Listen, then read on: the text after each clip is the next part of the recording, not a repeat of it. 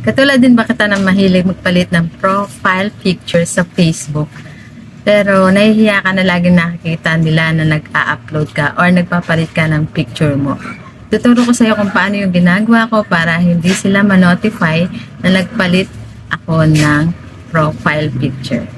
Pero bago ang lahat, bago ko ituro ito, follow niyo po muna ako para sa mga susunod na tutorial. At ito po, panoorin niyo na po.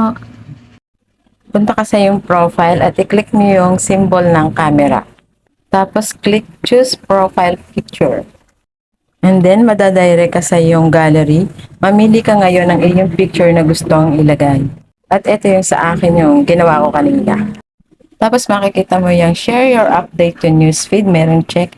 I-off nyo po yan para hindi makita ng mga friends mo na nagpalit ka na ulit ng iyong profile pic. Then, click mo na yung save na nasa itaas at malalagay na yan sa iyong profile. Ganun lang po yung kadali at hindi na nila makikita na nagpalit ka na ulit na yung profile picture. Happy watching!